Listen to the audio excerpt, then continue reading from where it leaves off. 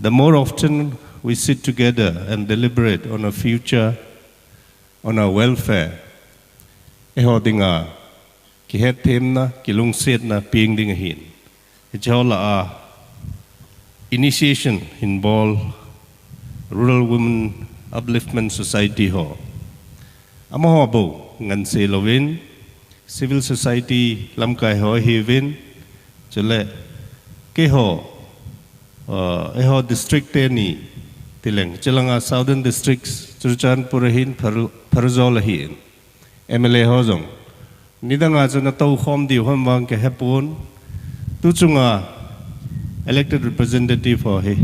veitum tabang ka tau khom tawen district as a whole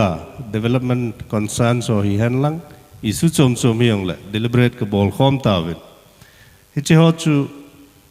civil society organization langin jong nasata backup nin bolo apoi moin ikimu khom wa iki ho khom wa maban lampi roadmap ikisim pharo hitan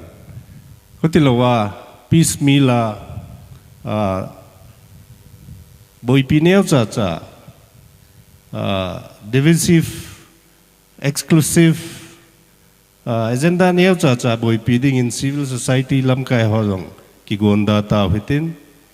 elected representative hoyong iti tabanga ka ki khan na theya agenda ne elo le campaign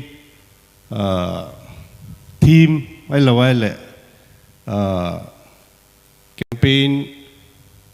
ipiti dem agenda ne hoyong hi mipin reject ibolo wa ikigop khomo wa igamu ikihu khomo wa imabano lampi ikisim khom lo wa le koi macha midang in hung sim pi lo de heti hi imu chin saw hin het jong I het be di wa ka dei kha hin USA akhang to eti vin ipije akhang to miti ai le general discourse an za kha lo mai theu hin USA an cheng lut atam zo hi Europe religion lang hi yong le dogmatism ai lawai le radical fanaticism tampi ho dei lo za la